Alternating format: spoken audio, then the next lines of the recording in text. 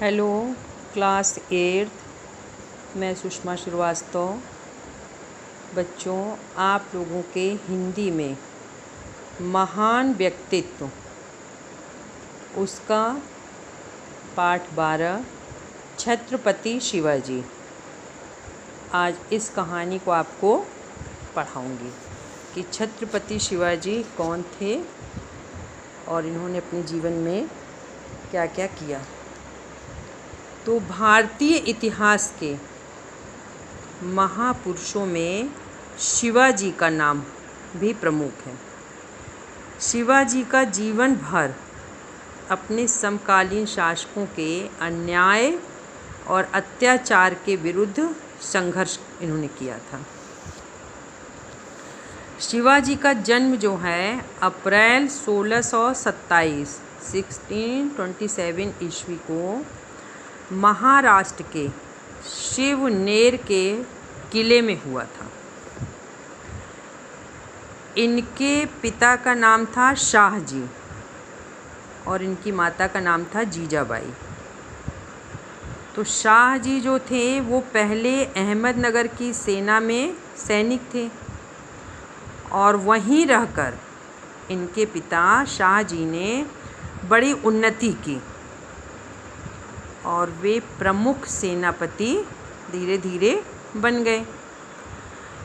कुछ समय के बाद शाहजी ने बीजापुर के सुल्तान के यहाँ नौकरी कर ली।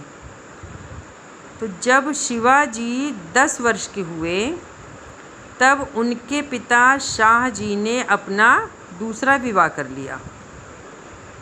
अब शिवाजी अपनी माता के साथ दादाजी कोंडदेव के संरक्षण में पूना में रहने लगे। तो जीजाबाई जो हैं वह धार्मिक प्रवृत्ति की महिला थीं। उनका पूजा पाठ इन सब में इनका अधिक रुचि थी। उन्होंने बड़ी कुशलता से शिवाजी की शिक्षा दीक्षा का प्रबंध किया। इनके जो दादाजी थे कोंडदेव की देखरेख में शिवाजी को सैनिक शिक्षा मिली और वे घुड़सवारी, अस्त्रों शस्त्रों के प्रयोग तथा अन्य सैनिक कार्यों में शीघ्र ही निपुण हो गए क्योंकि इनको इसमें रुचि थी। तो जब ये उसमें निपुण हो गए तो वे पढ़ना लिखना तो अधिक नहीं सीख पाए, परंतु अपनी माता से रामायण, महाभारत तथा पुराणों की कहानियाँ ये सुनते थे। तो उन्होंने हिंदू धर्म और भारतीय संस्कृति का भी ज्ञान प्राप्त कर लिया था और अच्छा ज्ञान प्राप्त किया इन्होंने। इनकी माता ने शिवाजी के मन में देश प्रेम की भावना जागृत की और वे शिवाजी को वीरों की साहसी कहानियाँ सुनाती थीं। कहा जाता है कि अगर बच्चों को बचपन में आप जैसी शिक्षा देंगे उनके ऊपर उसका प्रभाव पड़ता है। तो शिवाजी की जो माता थीं वह इनको साहसी कहानियाँ सुनाती थीं। तो जब ये बचपन से ही शिवाजी निडर व्यक्तित्व का इनके अंदर निर्माण प्रारंभ हो गया। तो शिवाजी सभी धर्मों के संतों के प्रवचन भी सुनने जाया करते थे और उसे बड़ी श्रद्धा से सुनते भी थे। तो संत रामदास जो हैं उन्होंने अपना गुरु बना लिया इन्होंने। तो गुरु पर उनका पूरा विश्वास था कि राजनीति समस्याओं के समाधान में भी वे अपने गुरु की राय लिया करते थे। तो इनके दादाजी कोंडदेव ने शिवाजी ने शासन संबंधी ज्ञान प्राप्त कर लिया और जब शिवाजी 20 वर्ष के थे तब उनकी दादी की मृत्यु हो गई। अब शिवाजी को अपना मार्ग स्वयं बनाना पड़ा। तो इन्होंने भावल प्रदेश के साहसी नवयुवकों की सहायता से शिवाजी ने आसपास के किलों पर अधिकार करना धीरे धीरे प्रारंभ कर दिया। तो बीजापुर के जो सुल्तान थे उनसे उनका संघर्ष हुआ। शिवाजी ने अनेक किलों को जीत लिया और रायगढ़ को अपनी राजधानी बना लिया। तो जो बीजापुर का सुल्तान शिवाजी को नीचा दिखाना चाहता था, तो उसने अपने कुशल सेनापति अफजल खां को पूरी तैयारी के साथ शिवाजी को पराजित करने के लिए भेज दिया। तो अफजल खां जानता था कि युद्ध भूमि में शिवाजी के सामने उसकी दाल नहीं गलेगी, तो उसने कूटनीति से शिवाजी को अपने जाल में फंसाना चाहा। जब शिवाजी को उसने अपने जाल में फंसाना चाहा,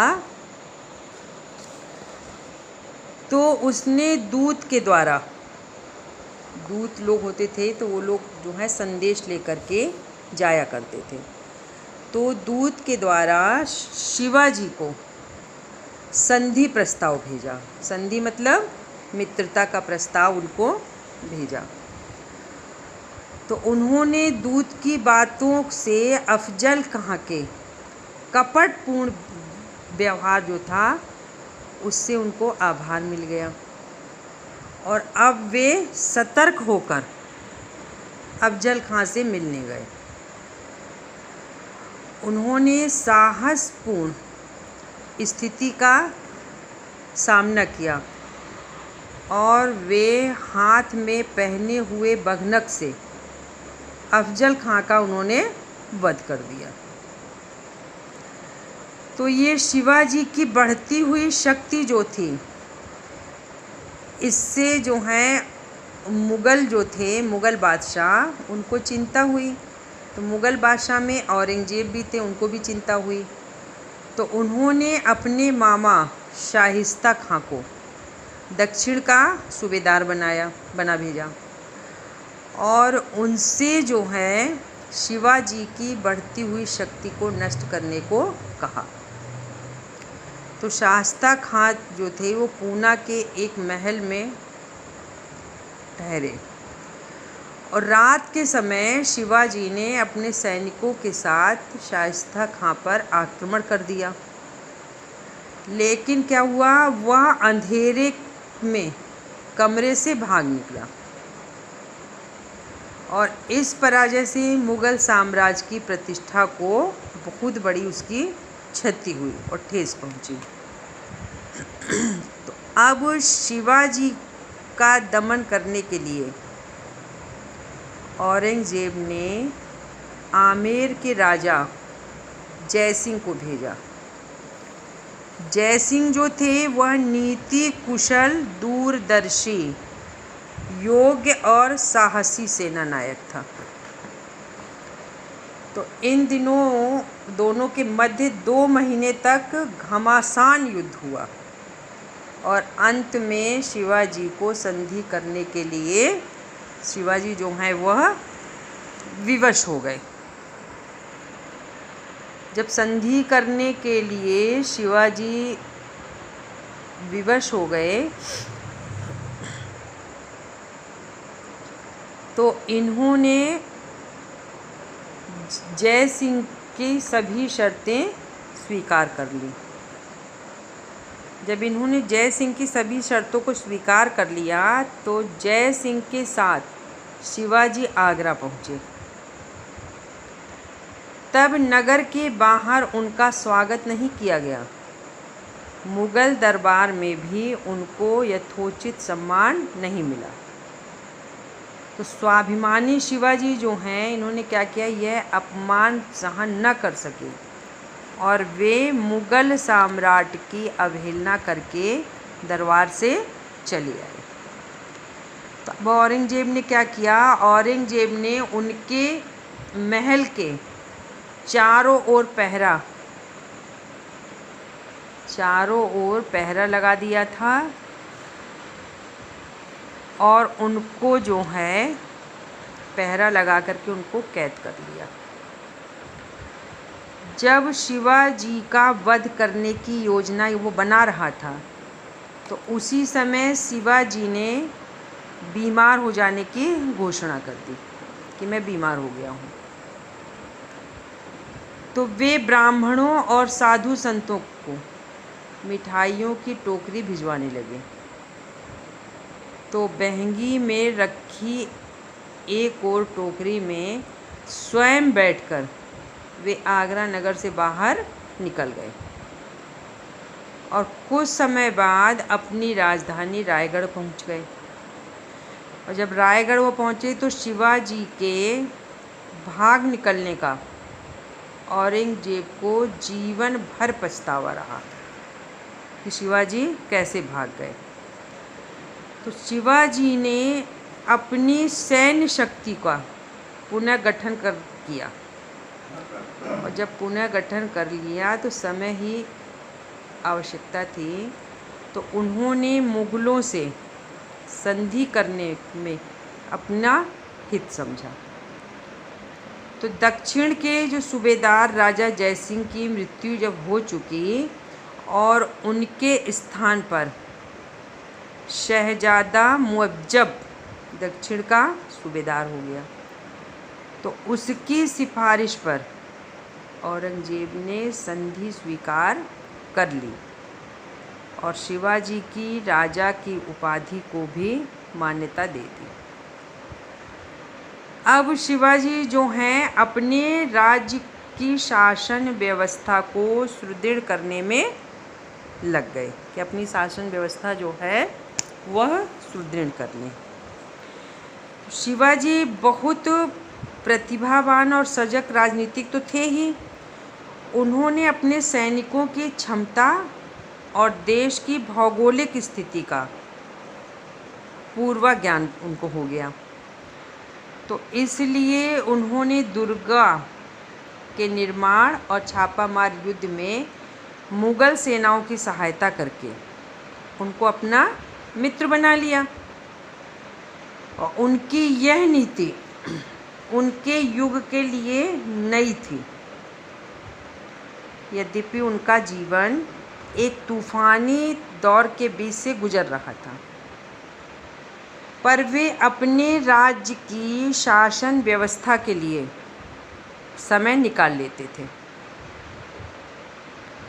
तो शिवाजी की ओर से औरंगजेब का मन साफ तो नहीं था, वो पहले से ही शिवाजी को पसंद नहीं करता था। तो संधि के 2 वर्ष बाद औरंगजेब ने जब संधि कर ली तो उसके 2 वर्ष बाद वह फिर संघर्षों को उसने आरंभ कर दिया। अब शिवाजी ने अपने वे सब किले फिर जीत लिए जिनको जय सिंह ने उससे छीन लिया था। तो उन किलों को जब फिर जीत लिया शिवाजी ने, तो उनकी सेना फिर मुग़ल राज्य में छापा मारने लगी और उन्होंने कोडाना के किले पर आक्रमण करके अधिकार प्राप्त कर लिया और उनका नाम सिंहगढ़ रख दिया गया। तो जब अन्य किलों पर अधिकार कर लेने के बाद शिवाजी ने सूरत पर छापा मारा और बहुत सी संपत्ति वहाँ से प्राप्त की। तो इस प्रकार जो उन्होंने संपत्ति प्राप्त की थी उसका कुछ भाग तो वे उदारता से, संपत्ति का कुछ भाग तो वे उदारता से अपने सैनिकों में बांट देते थे और जो शेष था वह सेना के संगठन तथा प्रजा के हित के कार्यों में खर्च करते थे। तो शिवाजी परिस्थिति को देखकर अपनी रणनीति बनाते थे, इसलिए उनकी विजय होती थी। वो पहले से पूरी प्लानिंग तैयार करके तब आक्रमण करते थे, तो उनकी विजय हो जाती थी, तब वो युद्ध जीत पाते थे। तो अब शिवाजी जो थे, इन्होंने महाराष्ट्र की विस्तृत क्षेत्र के स्वतंत्र शासक बन गए और सन 1674 में बड़ी धूमधाम से उनका राज्याभिषेक हुआ। उसी समय उन्होंने छत्रपति की पदवी भी धारण की थी। तो इस अवसर पर उन्होंने बड़ी उदारता से दीन दुखियों को दान दिया। तो राज्याभिषेक के बाद शिवाजी ने अपना विजय अभिमान तब भी जारी रखा और बीजापुर और कर्नाटक पर आक्रमण करके समुद्र तट के सारे प्रदेशों को अपने अधिकार में कर लिया उन्होंने। तो शिवाजी ने ही सबसे पहले सुव्यवस्थित ढंग से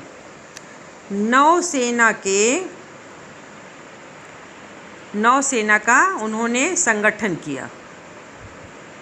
शिवाजी महान दूरदर्शी तो थे ही, और वे जानते थे कि भविष्य में देश को नौसेना की आवश्यकता होगी। तो शिवाजी सभी धर्मों का सम्मान आदर करते तो थे ही, राज्य के पदों के वितरण में वे भी कोई भेदभाव नहीं रखते थे। उनके राज्य में स्त्रियों का बड़ा सम्मान किया जाता था। युद्ध में यदि शत्रु पक्ष की कोई महिला उनके अधिकार में आ जाती तो वे उसका सम्मान करते थे और उसे उसके पति अथवा माता पिता के पास पहुंचा देते थे। और उनका जब राज्य धर्मनिरपेक्ष राज्य था, उनके राज्य में हर एक व्यक्ति को धार्मिक स्वतंत्रता थी कि किसी भी धर्म को वह माने। अत्याचार के दमन को तो वे अपना कर्तव्य मानते थे कि किसी तरह का अत्याचार कोई किसी के ऊपर न कर सके। तो जब सेना का संगठन को विशेष महत्व देते थे तो सैनिकों के सुख सुविधा का भी वह पूरा ध्यान दिया करते थे। तो शिवाजी के राज्य में अपराधी को दंड अवश्य मिलता था। अगर कोई गलत काम करता था तो उसको उसके अनुसार ही उसे दंड दिया जाता था। जब उनका पुत्र संभाजी अमर्यादित व्यवहार करने लगा तो उसे भी शिवाजी के आदेश से बंदी बना लिया गया था। और शिवाजी ने एक स्वतंत्र राज्य की स्थापना का महान संकल्प लिया और इसी लक्ष्य की प्राप्ति के लिए आजीवन संघर्ष करते रहे। सच्चे अर्थों में हम ये कह सकते हैं कि शिवाजी एक महान राष्ट्र निर्माता भी थे। उन्हीं के पद चिन्हों पर चलकर देशवासियों ने भारत में मराठा शक्ति और प्रभाव का विस्तार कर शिवाजी के स्वप्न को साकार किया। तो ये हमने शिवाजी की, इसमें जो क्वेश्चन आपके हैं कि शिवाजी को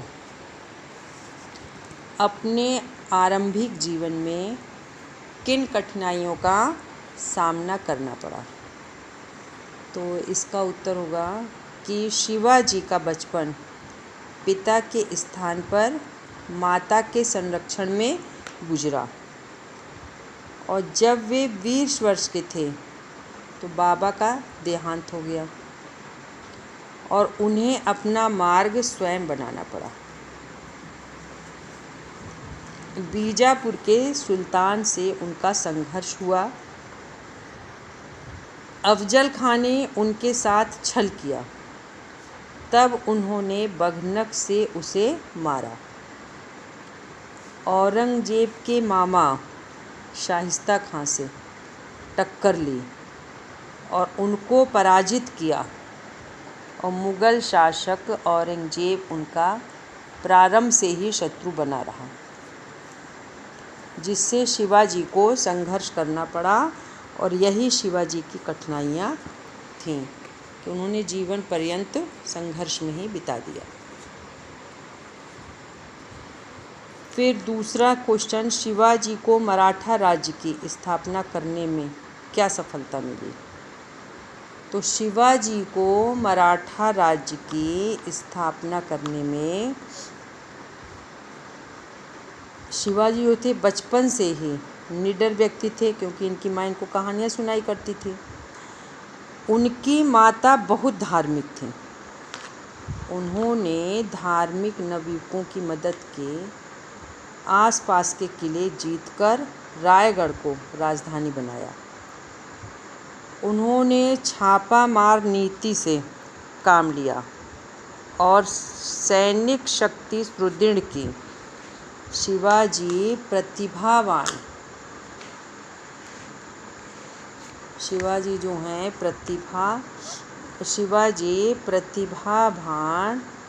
थे और सजग राजनीतिक भी थे। जैसा मौका देखते थे वैसी नीति बनाते थे। वे मुग़लों के राज्य पर छापा मारते थे और कभी कभी तो उन्हें मित्र भी बना रखते थे। इन्हीं कारण से उन्हें मराठा राज्य की स्थापना करने में सफलता मिली। फिर तीसरा, शिवाजी की रणनीति पर संक्षेप प्रकाश डाली। तो शिवाजी बहुत प्रतिभावान और सजग राजनीतिक थे। उन्हें अपने सैनिकों की क्षमता, देश के भौगोलिक स्थिति का पूर्ण ज्ञान था। इसलिए उन्होंने दुर्ग के निर्माण और छापामार युद्ध नीति को अपनी शक्ति का संगठन आधार बनाया। फिर चौथा है कि किस आधार पर आप कह सकते हैं कि शिवाजी एक योग्य शासक थे? तो इसका आंसर है कि शिवाजी एक शासक थे। कठिन परिस्थितियों में उन्होंने मराठा राज्य की स्थापना की तथा विशाल मुग़ल साम्राज्य से टक्कर ली।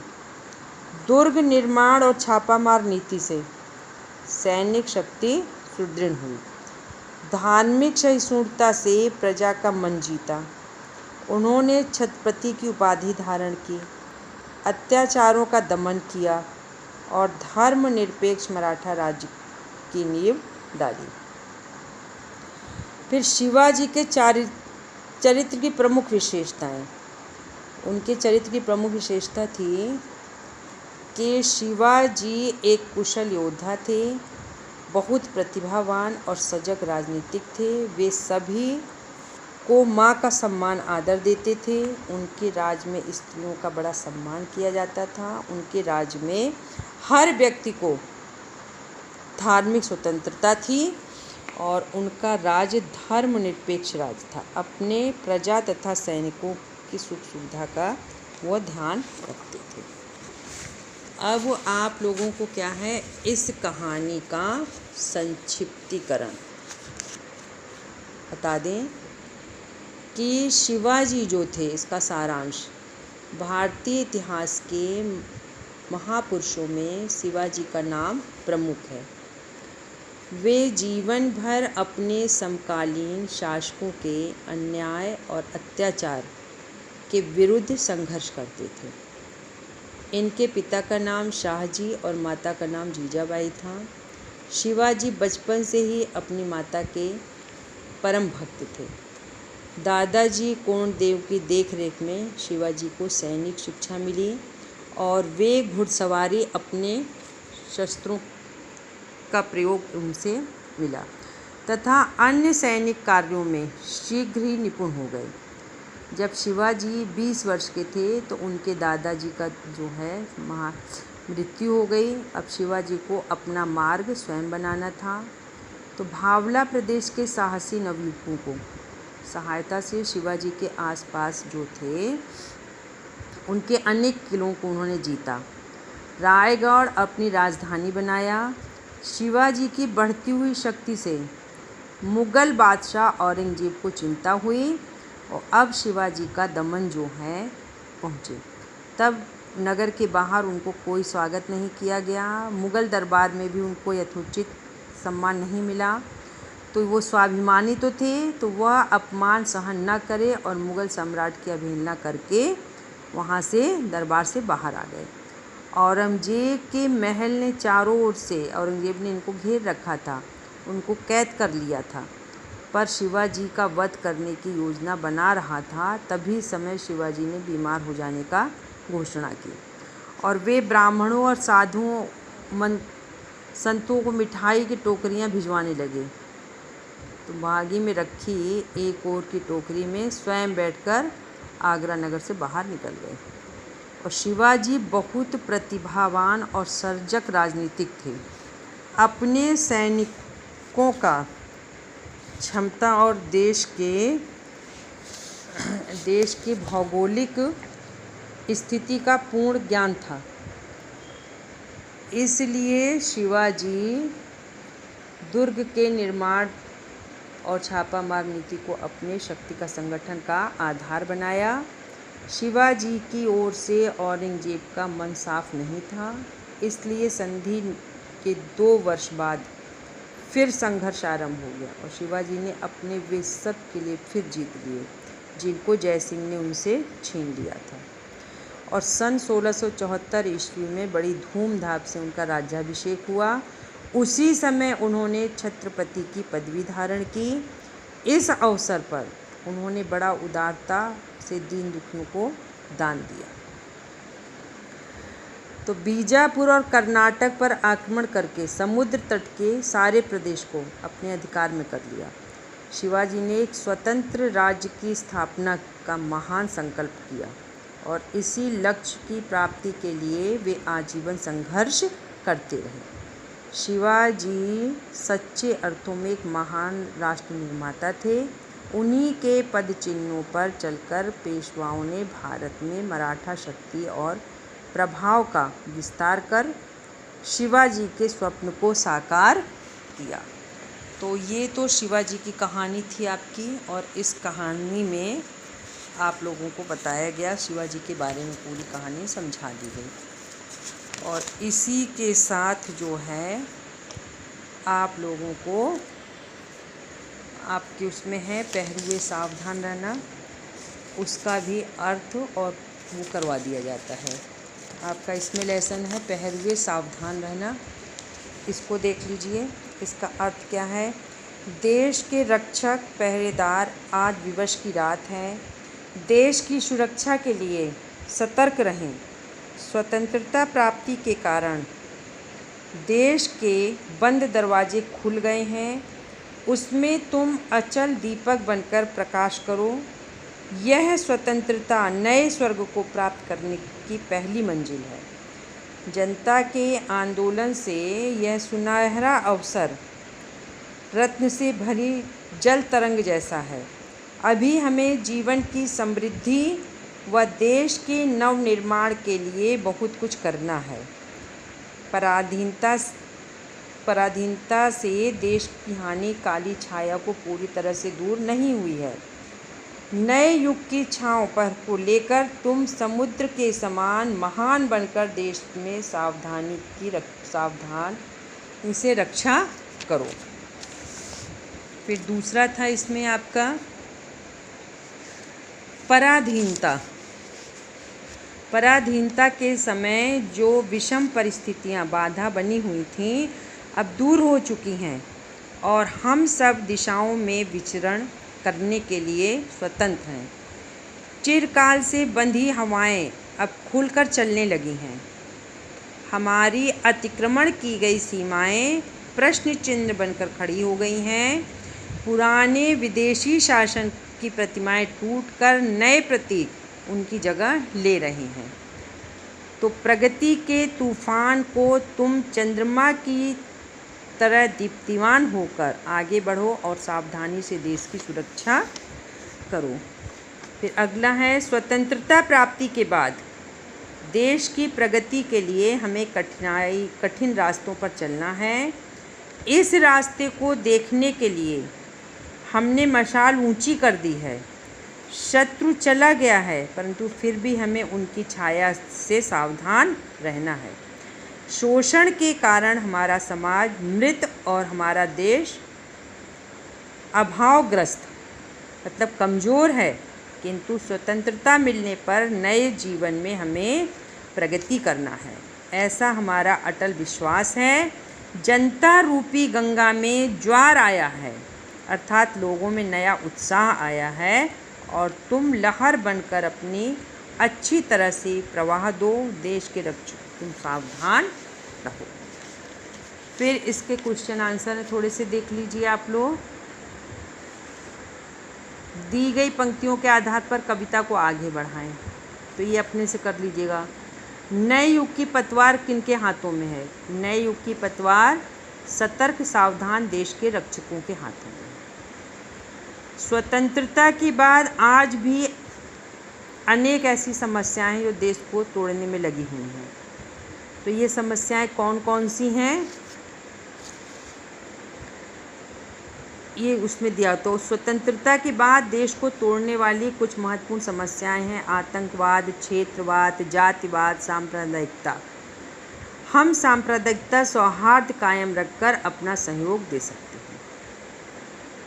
फिर हमें अपने जीवन में कई चीज़ों में सावधान रहने के लिए, तो इसमें उत्तर है हमें जीवन में बुरी आदतें एवं बुरे लोगों की संगति से बचने या उनसे सावधान रहने के लिए कहा जाता है, और हमें स्वयं के संसाधनों को से संतुष्ट रहने के लिए एवं किसी भी प्रकार के लालच में बचने के लिए कहा जाता है। हमें अपने शत्रुओं से सावधान रहने को भी कहा जाता है। हमें नशे की लत में भी सावधान रहना चाहिए। जीत की रात से कवि का तात्पर्य स्वतंत्रता की रात से है। ले युग की पतवार सीमा के पहरेदारों के लिए कहा गया है। खुले देश के द्वार अचल दीपक, देश स्वतंत्र हो गया है, दीपक के समान अचल रहकर उसे प्रकाशित करना नागरिकों का कर्तव्य है। फिर क्योंकि नहीं मिट पाई है, पराधीनता के समय में हुआ देश का शोषण तथा अभाव और हानि दूर नहीं हो पाया है।